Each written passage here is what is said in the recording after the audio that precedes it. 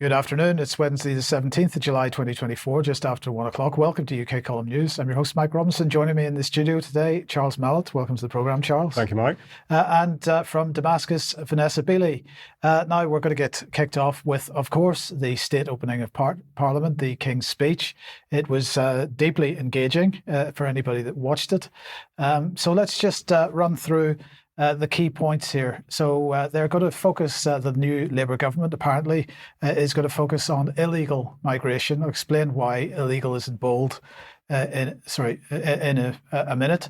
Online safety, of course, we talked about that on Monday. Energy. Railways, they're going to renationalise the railways, but they're not going to buy back the shares. They're going to wait for the contracts to expire and then basically take control back. So that's going to be another public-private partnership, undoubtedly. Devolution, planning, we'll come on to these in a second. Mental health and homeschooling are, I suppose, the key ones. But if we look at the migration situation first, here is a graph from 1991 up to date. The red line there being the number of people that have come into the country. So that's basically a rolling annual quantity, and then the green line being the number of people that have left the country, and the grey line being the net migration. And if we look at the peak there, which is 1.2 million people, so this is in June 2023. So this is the figure of people that came into the country between June 2022 and June 2023, 1.2 million people. And of those, 52,530 were considered to be illegal migrants. So my question is, if migration is an issue for most people, then why is Nigel Farage, why is everybody focusing on illegal or so-called irregular migration? It's the regular migration, which is the really having the major impact on population in the UK. But Labour Party continuing with the same narrative. We mentioned online safety on Monday. Labour will build on the Online Safety Act, they said in their manifesto. And before the election, they had said that they absolutely supported the idea of legal but harmful. Now, if you remember, this was the concept that speech on the internet, which was legal but was viewed as being harmful, should be censored. Well, they are intending to bring this back. Charles is going to be covering a little bit on energy in a minute, but of course we also mentioned on Monday the setting up of the so-called mission control for clean power 2030. Charles will be covering how they're going to implement this later on in the programme. But just to comment on this briefly, the King's speech says Astra Trader to see legislation to create GB Energy. Now, a couple of interesting points about that. GB Energy will be based in Scotland. But he goes on to say a confused attempt to set up a nationalised energy company. Oddly, it will neither generate power nor sell it, but instead designed to pass on to taxpayers projects private sector decided are not viable. This may be true, but I think it's not the whole story. I think, again, we're looking at public-private partnerships in anger here. And so we keep an eye on this to see how that develops. Mental health was mentioned, and particularly of interest, and we've got to keep our eyes out for this. They're talking about the amending the ways that people can be sectioned, or the terms under which people can be sectioned. It's not clear to me yet, and I haven't seen very many comments about it in various media sources, what exactly that means. So that's another one we've got to keep an eye on. And then, of course, we've got the question of education, and you're going to have to remind me the name of the Education Secretary. Bridget Phillipson. Bridget Phillipson. It's on screen, for goodness sake. Okay. Right. Anyway, she was giving a speech before the election. Again, it's on the Labour list if anybody is in the slightest bit interested in going to see the pantomime. But the key point about here, the usual rhetoric about raising educational standards and so on. But it does look, Charles, like they are going to implement a national register of homeschoolers. I don't know if you've got any thoughts on that.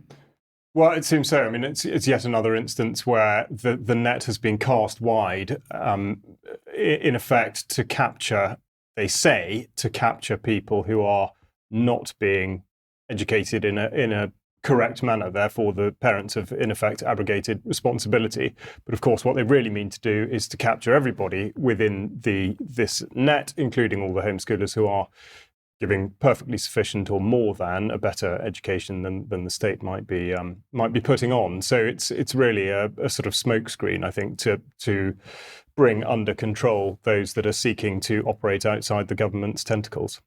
And another issue mentioned was devolution. So let's listen to Angela Rayner from a day or two ago speaking about this. Well, first of all, this is an opportunity for those councils that haven't had a devolution package to really get on board, and I hope that they'll take up that offer and we can devolve things like skills, housing, planning and employment support to really kickstart what's happening in their local area. As the Prime Minister set out, those with skin in the game are at the forefront of really making the change, and for us to get that growth across the whole of the country, we know that we have to work in partnership with local authorities, with mayors, and to really kickstart our economy everywhere.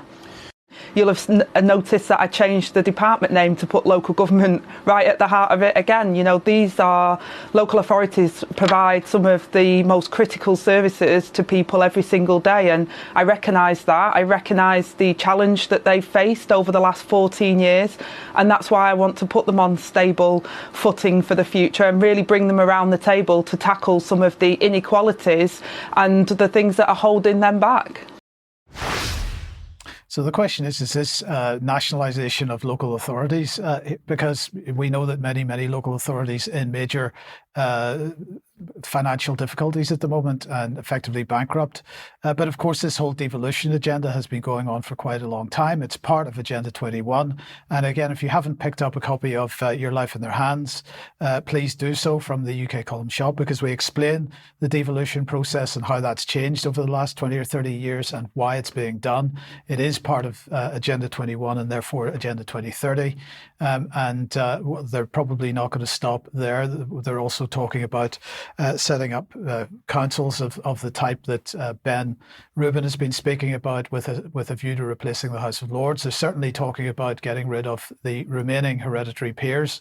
So any independent or non-party political members of the House of Lords will go, and so on. And there's a big discussion to be had on the House of Lords and so on, but that's for another time. And the other thing that was mentioned that I just wanted to throw into the mix here is they were very, very clear that while Britain will stay within NATO and will support NATO till its dying breath, there is renewed momentum into building a European defence capability and a new treaty being talked about, which is effectively going right back to the whole European Defence Union agenda that we were speaking about in 2016, 2017, 2018, up until Brexit. So that policy has not disappeared. But Charles, what is the situation then with defence/war in general? Because there's a review coming. There absolutely is. Yes, another one. And this is really prefixed with what Brian and Mike indeed have been talking about, certainly with regard to the new government and John Healey, the Defence Minister, effectively talking about not only the defence of the United Kingdom, beginning with the defence of Ukraine, as though there is some existential threat to the United Kingdom because of what's happening in Ukraine and Russia, but also that you, as a member of the population, are too stupid to understand exactly what's going on. However, they are going to set it out for us, and they've commissioned a new strategic defence review. And if this gives you the sense of déjà vu, that will be because some of the people involved in it this time round are the same as last time. So here we see effectively the press release on the government website, and they talk about it requiring a new type of review. Of course, the last sort of comparable one was in 2010, the Strategic Defence and Security Review in the Cameron coalition government. But here we have it being led by, well, effectively being led by the Defence Secretary, John Healey, but really underlying that by Lord Robertson, Fiona Hill and General Richard Barrons. So we'll go through them one by one. The first thing to say about Robertson, of course, is that he was there in 98 for the Strategic Defence Review of the then Blair government. And since then, he's been involved in a number of different places, but most significantly BP, where in actual fact he's been a special advisor with regard to Russian investments, interestingly, but also he has been involved with the United States-based Cohen Group, set up by William Cohen, the former American Defense Secretary, in the late 90s, early 2000s. So it's very obvious which way we are looking with regard to this defence review. Also, I thought I'd point out that The Guardian here reporting back in 99 when Tony Blair nominated Robertson to go for the Secretary General of NATO job, he said if George gets the job, he can be replaced as Defence Secretary without too much trouble, effectively saying that he wasn't perhaps going to be the best person for that job. Now, the reason I mentioned Blair is that we've looked at this again in the past, but the Institute for Global Change, of course, is very much heating up their defence rhetoric, and they've recently had their Reimagining Defence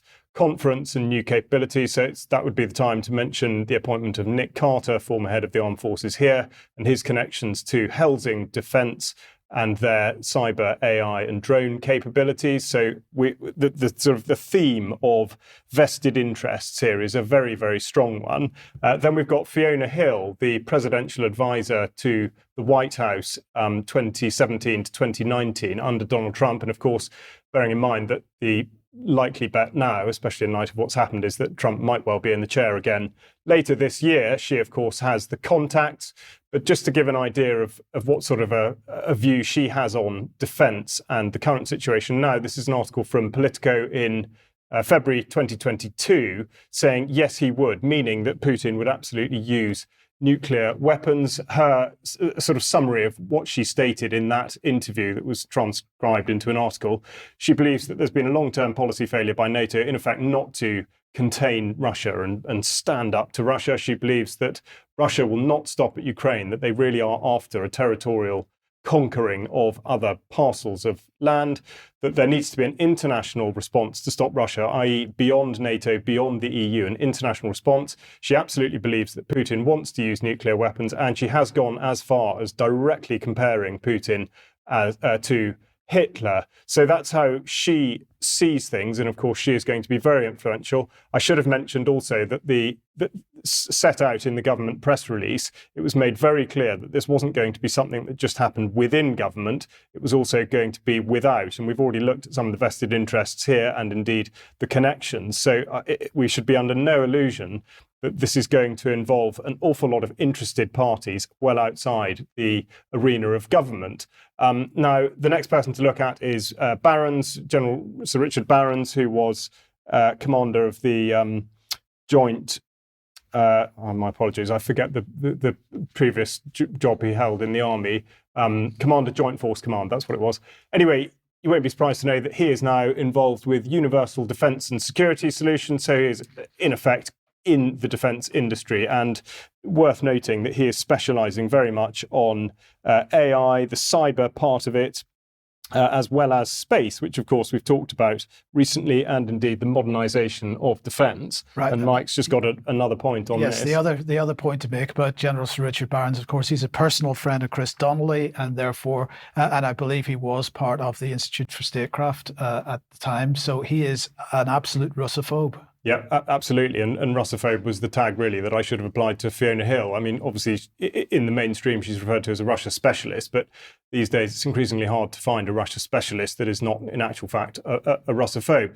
So these are a sort of snapshot into the people that are going to be leading this defence review and the likely direction it's going to go in, which is going to be a very close tie to the United States and a sole focus on being part of NATO that is pursuing a proxy war against Russia by keeping, in all likelihood, keeping Ukraine at arm's length because of the Article 5 responsibility to become involved directly with Russia should NATO become, should Ukraine become a member of NATO. So what we'll do now is we'll just look back at sort of how we've got here and the situation we are in. And I'm going to mention Patrick Sanders, General Patrick Sanders, who has just finished as head of the British Army and joins that very long list of generals who says all the important stuff the moment he's left the army. He has just said that he believes that the British Army is in such a parlous state that they might be able to fight a small war for approximately 1 month, but no more than that. And I've put the picture on screen of Keir Starmer in his probably not particularly well-ironed combat.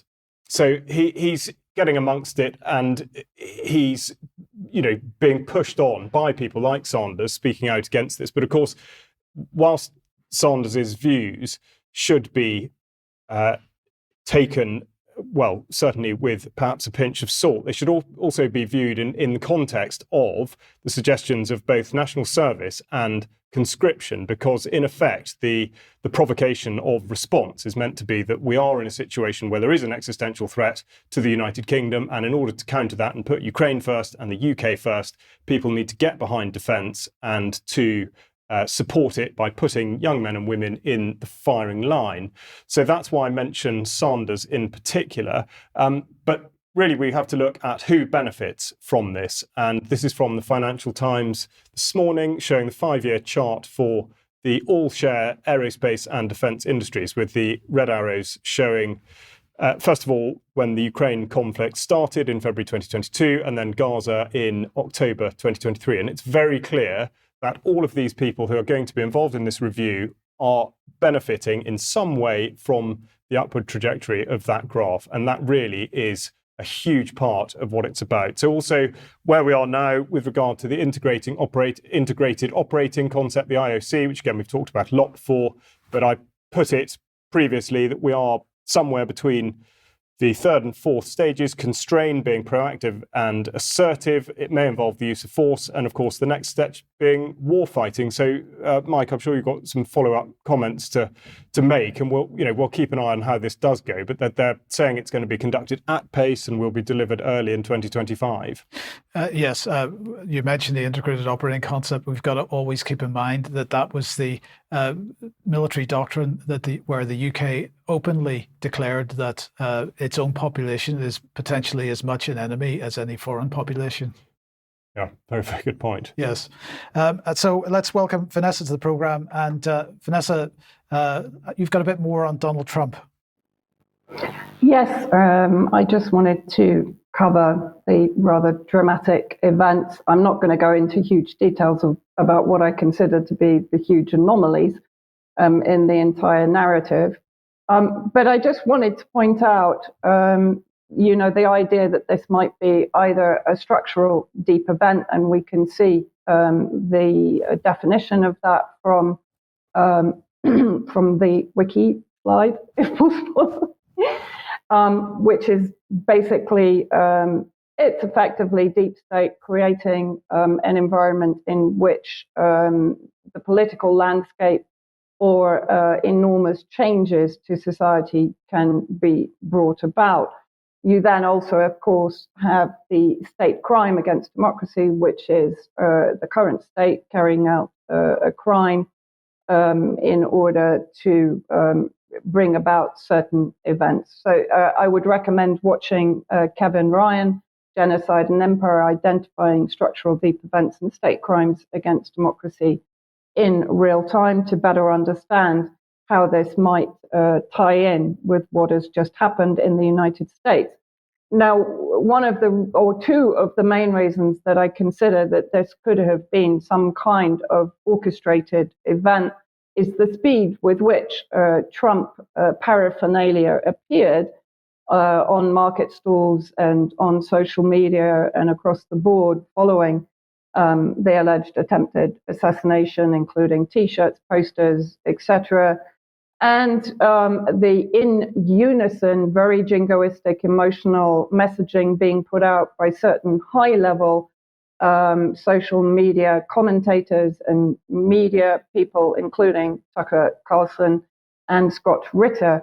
And then these kind of videos that suddenly also appeared promoting Trump as some kind of cult figure and very much appealing to the Christian Zionist and the Christian market in the United States, depicting him as having been saved by God from death. So let's just have a quick look or dip into one of these videos.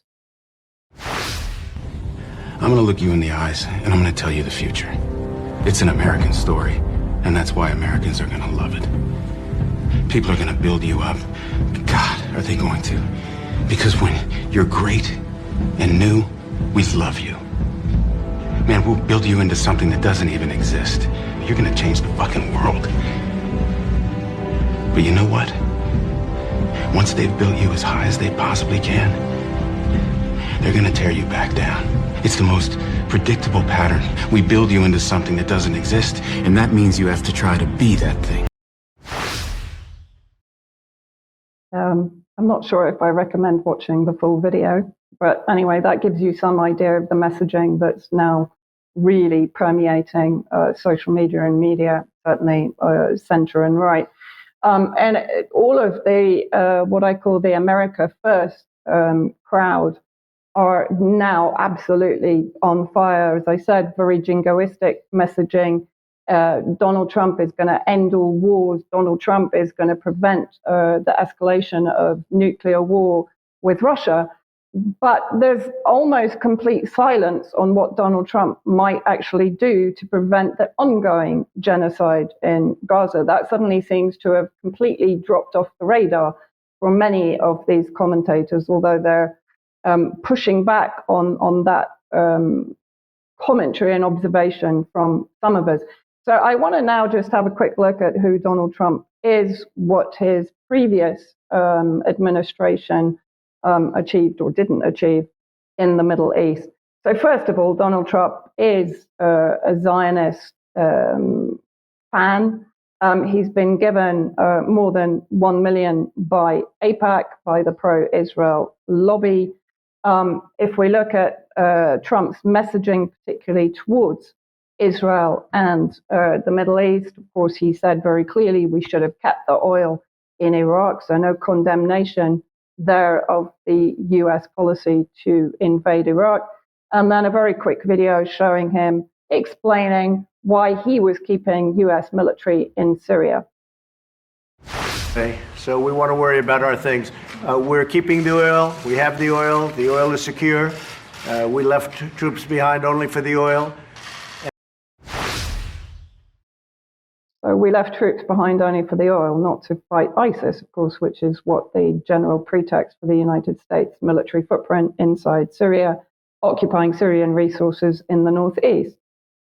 He then went on to say, after 52 years, it's time for the United States to fully recognize Israel's sovereignty over the Golan Heights, which is of critical strategic and security importance to the state of Israel and regional stability. Of course, Israel takes 30% of its water resources from the occupied Golan Heights, which of course is Syrian territory. Message from Faris Shahabi there, basically saying you will never have stability in the region while you allow Israel to occupy our territory and to cause exodus from our territory. He then recognized Jerusalem as Israel's capital and ordered the US embassy to move. And in fact, Netanyahu even called for the new Golan settlement named after Trump. He also brought in, under his administration, the Abraham Accords, claiming that it was the dawn of a new Middle East. He celebrated the Abraham Accords with White House signing ceremony. Of course, the Abraham Accords is recognized by the majority of the Palestinian nationalist movements as being a complete betrayal of their movement. And to a degree, of course, it's bringing in the success of the Greater Israel Project by aligning Israel with particularly the Gulf states and Egypt. And then let's have a look at a recent video from Trump where he's actually pushing for Israel to go harder in Gaza. So, number one, they have to finish the job. Israel has to finish that job. They have to finish it quickly, strongly, and they have to get back to life again because it's taking too long. They have to finish the job. You're saying go in, win, and finish. Gotta win. Gotta win. Israel, they don't have the backing that they once had. You'll give it to them. Yeah, I'm good. But they don't have the backing. Even Schumer has become like a Palestinian. Chuck Schumer, Jewish, always strong for Israel. He's become like a Palestinian. I mean, quite incredible that there is no mention, as I said, of the Israeli genocide of Palestinians in Gaza and in the occupied territories, and also the use of the term Palestinian as a racist, disparaging label. And he does it again in the debate with Biden, if we just quickly roll that. Actually, Israel is the one, and you should let him go and let him finish the job. He doesn't want to do it. He's become like a Palestinian, but they don't like him because he's a very bad Palestinian. He's a weak one. So they should finish the job. One assumes that means the full ethnic cleansing of Gaza and Palestinian territory. Then let's have a look at J.D. Vance. Trump has selected him as running mate after a last-minute push from his son. So let's have a look at J.D. Vance, again, backed by the Zionists and by AIPAC, 167,000 there. In, I think that's 2022, J.D. Vance, I will be a strong advocate for Israel in the Senate. And then let's have a look at Vance's messaging almost immediately regarding Iran. So if we roll the video. A lot of people recognize that we need to do something with Iran, but not these weak little bombing runs. If you're going to punch the Iranians, you punch them hard, and that's what he did when he took out Soleimani. Of course, Soleimani, the commander of the IRGC, who defeated ISIS in Iraq and Syria, effectively was assassinated by Trump. And then let's have a look at what Vance has to say about the Abraham Accords that I mentioned. Maybe the most important diplomatic breakthrough of the Trump administration was the Abraham Accords. If you want to check Iran, the way to do it is to, one, withdraw their oil money, which of course Joe Biden's been bad about, but you've also got to enable the Israelis and the Sunni Arab states to work together and actually provide a counterbalance to Iran. Joe Biden has done nothing. You have the infrastructure there, sitting there to weaken Iran, to strengthen our ally Israel. Joe Biden's done nothing with it. Donald Trump would reinvigorate it. I think one. So I don't know about you, but I understand this as very clear messaging that the destruction of the Middle East is part of Trump's policy, finally, with a war with Iran. And I think it's also important to look at the Christian Zionist element and the Zionist element within Trump's administration and following. And I do recommend that everybody re-watches if they have already seen it, and watches again if they haven't, or watches if they haven't. Dark Crusade, a look at the origins of Christian Zionists with Clifford Kirikoff, an interview that you did, Mike. But I think, all of these so-called America First promoters that are on social media now and in the media claiming that Trump is going to put America first. I actually remember in 2021 when everybody was saying, oh my God, we have to have something better than Trump. And so they voted in Biden. Now we have, oh my God, we have to have something better than Biden. So we'll bring back in Trump. I mean, it's kind of, I don't know, goldfish politics as far as I can see, keeps going round in the same cycle. But I think the dangers are with Trump and his administration is that we're going to see a ramping up of support for Israel and for the Zionist agenda and hegemony in the region, which will mean the destruction of Palestine, potentially Lebanon, Syria, Iraq, and eventually Iran. So while the America First crew are claiming that Trump is better because he will prevent a nuclear war with Russia, they are effectively ignoring the potential threat for West Asia. And of course, America First for me means Israel first. That's the end of it. And it's no different with Biden to Trump. Oh, can't hear you. Two sides of the same coin. And okay, Trump is saying we need to end the war in Ukraine. Russia's not really the target. But he is absolutely focused on China. He wants to take that argument into the South China Sea. And into Iran. So Iran has been on the US hit list for so many years now, and that hasn't changed. And Trump is not a peacemaker, and that's the key point here. And for the people that are, fighting or at least arguing against the Ukraine war, but are claiming support for Trump, this is missing the point, I think. We could talk about a little bit more about that in extra. So thank you for that, Vanessa. Okay, if you like what the UK Column does, you would like to support us, support.ukcolumn.org is the place to go. The options to help us out there, £5 a month for a membership. If you join us as a member, you can watch Extra, which we stream following the news every Monday, Wednesday and Friday, as well as taking part in the community. So please join us if you possibly can.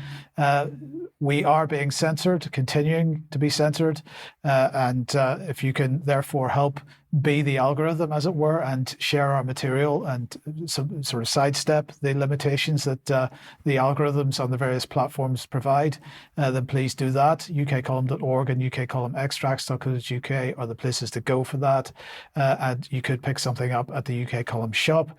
Now, a couple of interviews. First of all, Laura Desmarais. Charles? That's right. Yeah, no, that's now up on the website, went out last week, but I really would encourage you to listen to it. We've spoken a lot about the doctrine of the lesser magistrates and interposition. And Laura, as a registered nurse, has been going to county commissioners and appealing to them to stop the mRNA vaccines due to the harm they've been causing. She had no legal background, but she's achieved amazing success just through sheer determination. So I really would encourage you to listen to that, because she is actually going out there and doing it. An inspiration, absolutely. And Cheryl Granger taking on the MHRA and asking, are they harm enablers? That is up on the website as well. If you haven't seen that, please do have a look at it. And then tomorrow, an interview with John Bedoin. Yes, I think that's how we pronounce it. Talking about death statistics in the United States. Absolutely essential. Everybody watches this if you possibly can. He has managed to get access to millions of death records and looking at for patterns there and discovering patterns there, particularly since the vaccine rollout. So do join 1 p.m. for that tomorrow. Another reminder date for your diary, Saturday the 19th of October 2024, Bristol, UK Column really live. Do come along to that, but keep that date free. Announcements to be made in the next day or two. And where does that take us? Died suddenly? Yeah, there's going to be an exhibition, an art exhibition in November this year in London, exact location to be decided. But this is to do with the unexplained deaths and the massive rise in excess deaths. It's being coordinated by an artist, a very good portraitist, Jake Fern. So if you'd like to know more about it, you'd like to help, or you have stories that relate to people who have died suddenly and excess death, please get in touch with Jake. I've mistyped his email. Sorry, it's Jake H. Fern. So disregard the one that's written in big black letters. It's Jake H. Fern. I will make sure that's redone for the next thing. Jake, apologies, but you will get him if you go to his website, which is jakefern.co.uk. Jake, J-A-K-E, Fern, F-E-R-N.co.uk. So that's going to be a terrific exhibition in November, but he would like help with it and for people to come forward with their stories. So please get in touch with him. So the email address is jakehfern@yahoo.co.uk. Okay, so we were talking about energy with respect to the King's speech. What's the latest? Well, the latest is, having talked about energy and climate and defence last week, the boundary has been pushed yet further, and the Royal College of Physicians, believe it or not, have just released a document called the Green Physician Toolkit, which looks like it's designed for children. And certainly the intent is that patients of GPs are to be treated like children. So here we see that understanding the link between climate change and health in the UK is the first bit. So you have to understand how these links between health and climate affect themselves. And these have been broken down into 4 easy steps with little pictures. So the burning of fossil fuels increases land temperatures and air temperatures, causes extreme weather events, melts sea ice and glaciers, warms the oceans, and creates air pollution. But it's already impacting health. And when we consider Jake's forthcoming exhibition of Died Suddenly, interesting to note, therefore, there are now 3,271 excess deaths attributable to climate change somehow in the summer of 2022, and thousands of them annually. Of course, this goes back to the mental health that Mike was talking about in the King's speech, depression, anxiety and PTSD amongst the populations exposed to flooding, which of course Debbie has spoken about at great length on a regular basis. And then we see the groups that are more vulnerable. So this suggestion that there are vulnerable groups that need to be helped. And we see there, if you can't see the screen, there's a picture of a man with brown skin and wearing a face mask for reasons that are not entirely clear, but presumably to do with air pollution. But these vulnerable groups are older people, infants and children, people with pre-existing conditions, coastal and low-lying populations, people experiencing homelessness, and it's going to get worse. That's what the Health Security Agency project. They say that heat-related deaths could increase by 580%. Now, that is a figure plucked from thin air. An increase in cold-related deaths, 61% increase people at flooding risk by 2050. Anyway, you get the idea. This is very much aimed at, physicians in the first instance, but obviously for the public to be viewed, and the whole thing has been infantilized to a staggering degree. Anyway, GPs are given guidance on how to actually talk to the people, but the way this is termed is that they are described as being uniquely placed as a trusted member of the community. Now, I think after what happened in 2020 and beyond, I would say that that is a waning reputation, but nonetheless, those that do still go to GPs will be helped within their communities to understand how climate change will affect their health and how to protect themselves. So it's an absolute abuse of trust that they should now be asked to talk about something that they are not trained in, and that indeed the science is certainly not settled on. Anyway, the WHO now very much involved in climate change, and they have some key points to talk to patients about. They say keep the message simple and repeat it often. Well, we've heard and seen the effects of that before in 2020 and beyond. Focus on human health, understand the local context, don't use jargon. Well, okay. Empower people to make good decisions about their health.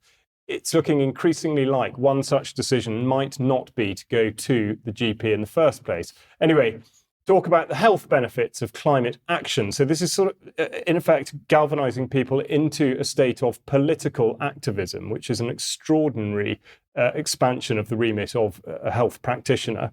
To tell stories to connect with people, and I think this is absolutely critical to it. They don't mean it in this way, but I would say that telling stories is absolutely what this is all about.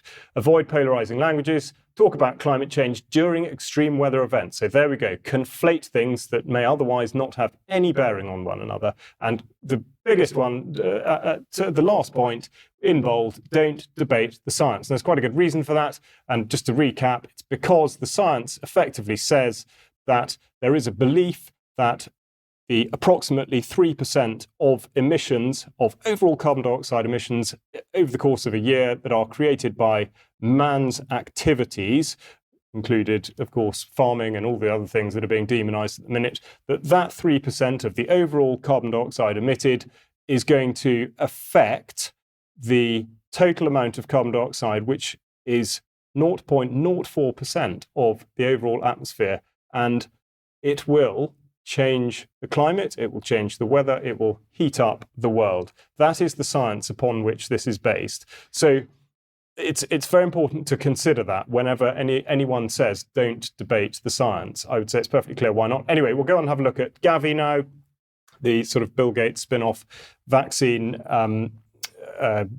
business, I suppose, for want of a better word. And they say no vaccine for climate change. When this used to be a joke in 2020 that there was going to be a vaccine for climate change, they are actually now sort of talking about it. There is no vaccine for climate change and never will be. However, there are multiple readily available health interventions and prevention measures. So, as I say, we've now got this association not just between defence and climate, but also very much between medicine and climate, and there seems to be no end to it. We've talked also in the King's speech about the push towards net zero and how the whole planning space is to be reshaped around this belief that climate and energy is completely interlinked, climate and defence is interlinked, climate and medicine is interlinked. And so I just go to a small announcement made yesterday about the Seneca energy farm, which has been going to take up 2,500 acres in East Anglia, and really just the amazing disregard for democracy here. We see that local communities are continuing to be given the opportunity of being involved. They were able to participate in this examination, and full consideration to all local views was given. So just to wind up, we see here from the Nuclear Energy Initiative, I can't remember what NEI exactly stands for, but they talk about the comparison between these technologies. Wind farms require up to 360 times as much land area to produce the same amount of energy, and PV solar requires up to 75 times the land area. So that's where we sit with it. And it is quite extraordinary the amount, the Labour government were not joking when they were talking about change. We'll get into the detail of all the planning that's going to be completely upended over the next few weeks. Okay, let's quick change of topic. I want to bring this article from the BBC on screen. The headline is MI5 does not have to confirm abusive man was a spy. Well, what are they saying here? This is basically a domestic violence case. So let's bring this up. The security service can continue to neither confirm nor deny whether a man who attacked his girlfriend with a machete was an MI5 agent. Judges have ruled. In 2022, a BBC News investigation established through multiple sources that the man, known as X for legal reasons, was an MI5 agent. He used his MI5 role to coercively control Beth, not her real name, his ex-partner. He was physically and sexually abusive and was filmed threatening to kill her and then attacking her with a machete. Now, she is asking for the fact of whether he is an MI5 agent to be brought to the trial whenever there is a trial in a few months' time. This is not clear that it's going to be permitted. Certainly MI5 is refusing to confirm or deny. So she's bringing the case to the Investigatory Powers Tribunal. Now, they call themselves an independent judicial body. They say we provide the right of redress to anyone who believes they've been a victim of unlawful action by a public authority using covert intelligence techniques, investigative techniques. We also consider complaints about conduct by or on behalf of the UK Intelligence Services, Security Service, the Secret Intelligence Service, and GCHQ, and so on. Now, of course, their hearings are all non-public. They can either be completely secret, in which case no evidence is shared with the complainant, or they can be just held in private, in which case evidence is shared with the complainant. But the reason this particular topic was of interest to me was just to remind everybody again of this piece of legislation. It was a bill, it's now an act, it is law now. Covert Human Intelligence Sources (Criminal Conduct Act. And just remind everybody of the range of organisations who are entitled to authorise criminal behaviour by their so-called agents. So police forces, National Crime Agency, Serious Fraud Office, intelligence agencies, Her Majesty's Forces, Her Majesty's Revenue and Customs, Department of Health, the Home Office, Ministry of Justice, Competition and Markets Authority, the Environment Agency, the Financial Conduct Authority, the Food Standards Agency, and the Gambling Commission. So the key point that I'd like to make here is, is there no public interest in this case or any other case in the public knowing whether criminality was being committed by a member of the security services, MI5 or whomever? Now, my understanding is that in this case, MI5 has even removed evidence from the police evidence stores. So this becomes really tricky situation. And, if they continue in maintaining this idea of non-disclosure of whether somebody is a member of a security service or not, particularly in this case, which is effectively a domestic violence case, it's not related to any intelligence gathering work. If they're prepared to do that in this case, then what else are they covering up? And I think it's extremely dangerous when we're in the situation that we have no oversight. Now, we can talk in extra, Charles, because obviously you have been in the police, about whether or how much of a problem it is for agencies if they can't behave in certain ways if they're evidence gathering. But we'll keep that for extra, that conversation. But let's move on to this then.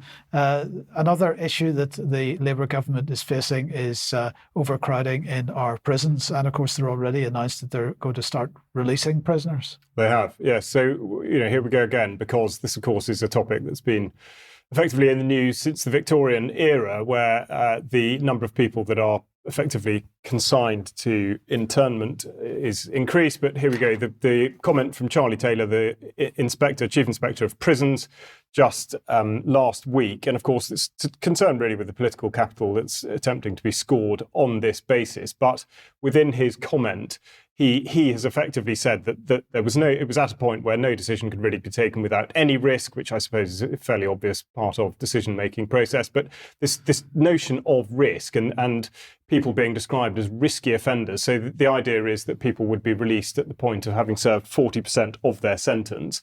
Exactly how they get to that seems a little bit of nuance in that. But of course, the effect that is to be borne by the prison service and probation will be the massive increase in their workload as they try and determine how this is to be affected and then actually do it.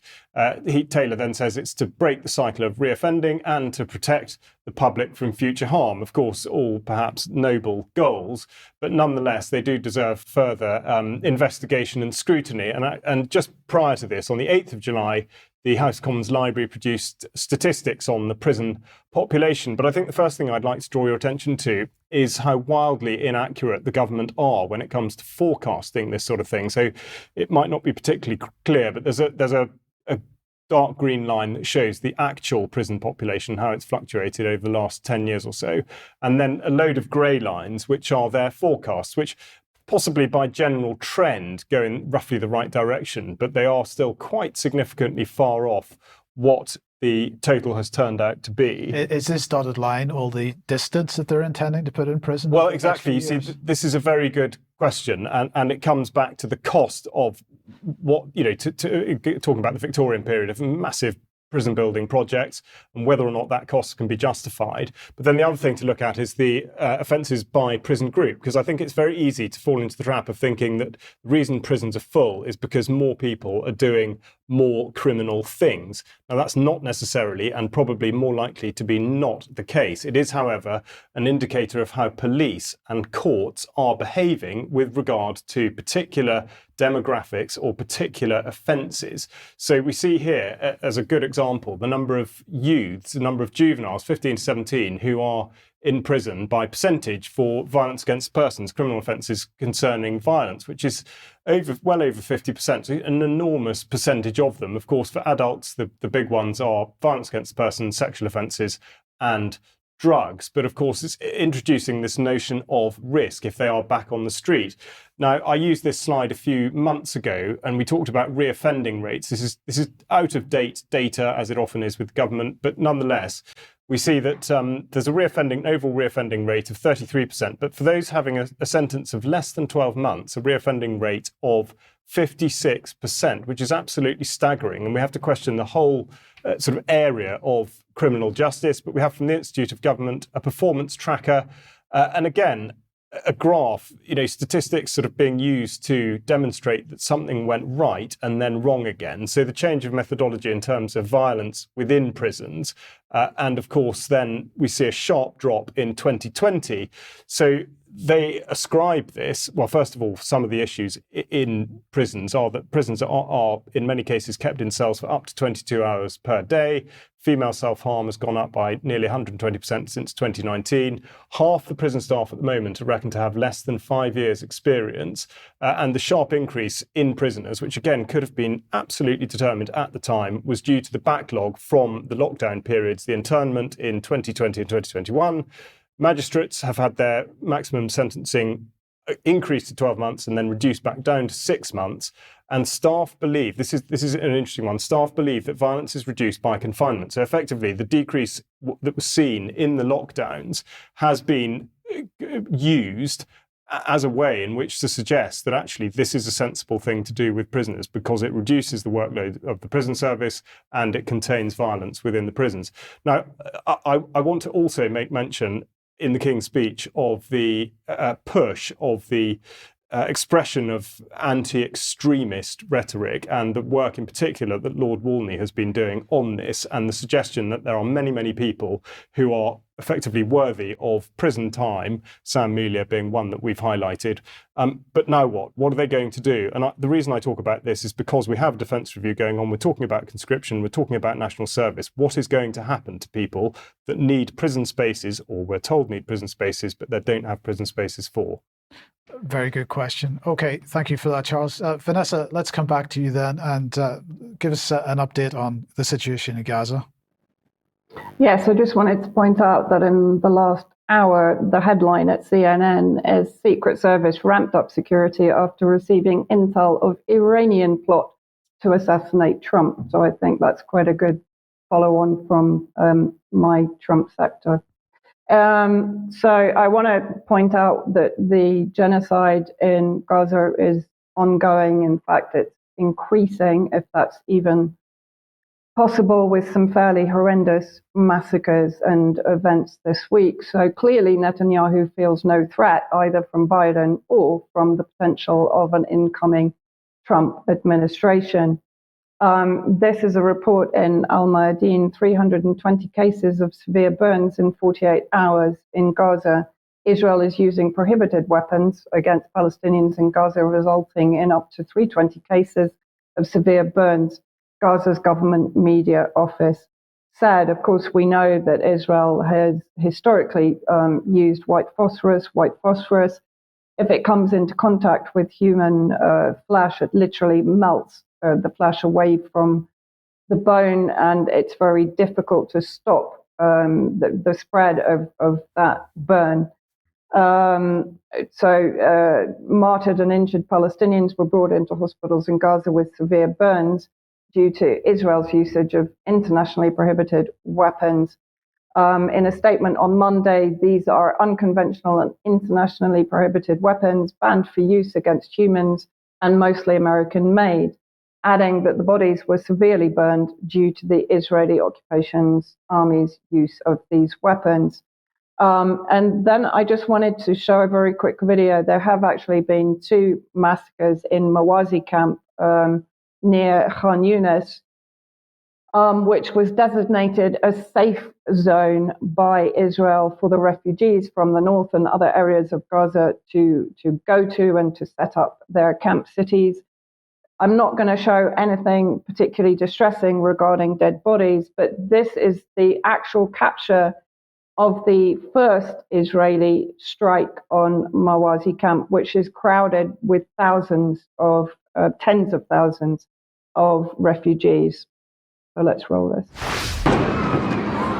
يا رب يا ساتر يا رب يا رب قصف مربع كامل في مواصي خان يونس. حسبي الله ونعم الوكيل. حسبي الله ونعم الوكيل. سلطان هادي سلطان سلطان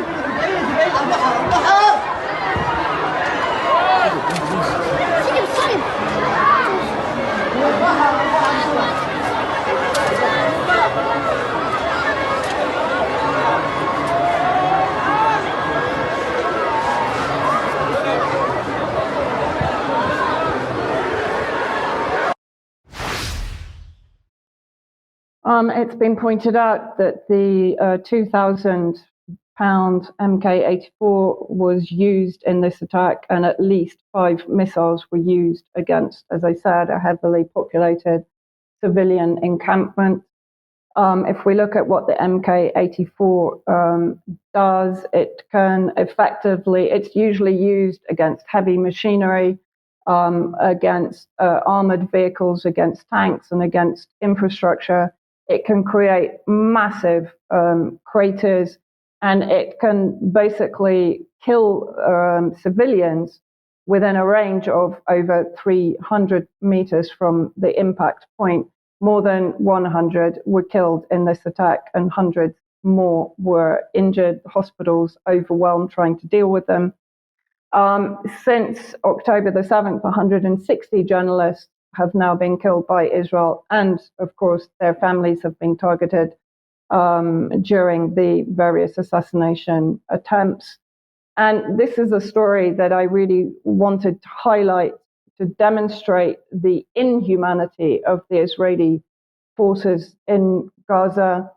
A Palestinian with Down syndrome was left to die by Israeli soldiers. This is a report in Middle East Eye after a combat dog attack. Mohammed, who was like a 1-year-old, was separated from his family by the soldiers. And then the dog was basically allowed to maul him. And he was desperately trying to defend himself. If we look at the rest of, or another section of the report, Soldiers expelled everyone from the house except for Muhammad, who was taken to a separate room. Unable to see him, his mother could only guess his fate from the screams as she was forced to leave the area at gunpoint. 7 agonizing days of waiting passed before Israeli troops finally withdrew from Shujaiya. The family rushed back to the apartment on Wednesday. They found Muhammad's decomposing body. People can read that for themselves. But basically, the dog was allowed to maul him to death, a defenseless guy with Down syndrome. Yes, okay. Thank you, Vanessa, for that. Now, let's end today with this story. This is the Propaganda in Focus website, Piers Robinson's website, or one website that he contributes to at least. The Tragedy of Yulia Skripal. This is an article by Tim Norman. Now, Tim Norman has written an article we've published on the Skripal case. For anybody that doesn't remember, of course, Sergei and Yulia Skripal allegedly poisoned by the Russian government with Novichok, a so-called nerve agent in Salisbury. This was a massive story at the time. So if you just put that back on screen for a second and have a look at some of the text here, it says the effect of Novichok poisoning is an important part of the tragedy of Yulia Skripal, but not because it killed her or her father, because of course didn't. Rather, Tim says it made them both vanish. Like Yulia, Sergei disappeared after his alleged exposure to and recovery from this deadly nerve agent. And like Yulia, no one can ask Sergei about what happened to them. Now, it is a fact that the last time we mentioned the Skripal case on UK Column News, 1 or 2 people that hadn't been watching UK Column at the time were a little surprised, a little taken aback that we were suggesting that this was a fake event. So if we put that back on screen, we'll look at the next next paragraph here, because this sort of sums up the situation. The military-grade poison, this is Novichok, did not seem to have an effect on either of them, that's Yulia or Sergei, for several hours. Sergei, this is following exposure, Sergei drove them into the city centre where they fed ducks on the River Avon. There they passed quite close by the two, quite close by the 2 Russian secret agents who had poisoned them, as their would-be assassins had apparently decided to take the opportunity to do a bit of window shopping in Salisbury after carrying out their orders, rather than leaving the city immediately. Yulia and Sergei then went to a restaurant and a pub. It was after this, while they were walking in a shopping area of Salisbury called the Maltings, that the nerve agent that had supposedly been separately exposed to a few hours earlier dramatically entered their bloodstreams. They had apparently had time to sit on a public bench in the Maltings as they were almost simultaneously overcome together by its powerful effects. And the article goes on to say, fortunately for them, the British Army's most senior nurse happened to be passing by with her daughter, and they gave Yulia and Sergei first aid. The coincidences here are off the charts. Tim goes on to say this, goes on to talk about Dawn Sturgis, who of course died a couple of days later, and also allegedly poisoned by Novichok having her boyfriend having picked up a perfume bottle apparently, and her thinking that it was perfume. So the article says the Sturgis family have been fighting ever since for an inquest to find out how the events in Salisbury led to Dawn's death. And after Dawn's daughter won legal case against the coroner's initial judgment, the UK government converted the inquest into a public inquiry so that it could hide evidence from them in the name of national security. And this is all well referenced, so do click on the links that are in this article. The article goes on to say the inquiry is due to begin in October 2024, but at an initial hearing on the 21st of June, Jack Holborn, a barrister appointed by UK government to represent Yulia and Sergei in the legal process, stated that Yulia and Sergei feared for their safety if they gave evidence to the inquiry because no security measures are perfect, and giving testimony would cause them distress. So they are apparently not going to be taking part in this inquest, and it is an inquest. And we know from previous inquests that any suggestion that the government would hide evidence from them is absolutely valid. Many questions continued needing to be asked of this incident and the accusation that Russia had carried out a chemical weapons attack on British soil. As I say, Tim Norman wrote this article, which is on the UK Column website some time ago in 2022, the day of the Skripal. If you haven't seen this yet, please go and read it and share it. Now, the point of this article is that it is a timeline of all the mainstream. It's basically showing a timeline of all the mainstream coverage of the Skripal case from the beginning to the end. And what comes across very starkly from this timeline is how ridiculous the official narrative of the whole thing is. So we do recommend that you have a look at that. And another article on the UK Column website that we want to point out is, is not the same one. So apologies for that. Let's see, do we have, no, we don't. So the other one is Alex Thompson's article on RUSI, and if you just search on the UK Column website for a RUSI web, you will see the article, and do have a look at that one as well. But the question we want to end with, as we always do when we talk about the Skripals, is where are they? They disappeared after this. They've never been heard of or seen again. Some people speculating they're in New Zealand, but nobody really knows for sure. And certainly they don't seem to be making an appearance for the forthcoming inquest. Many questions still to be asked on this and answered. But we will have to leave it there for today. I'm going to say thank you very much to Charles and Vanessa for joining us. Plenty to talk about in Extra. If you're not a UK Column member, please consider joining therefore us for Extra. And we will see everybody that is on Extra in a couple of minutes, but otherwise see you Friday as usual, 1 p.m. Bye-bye. Bye-bye.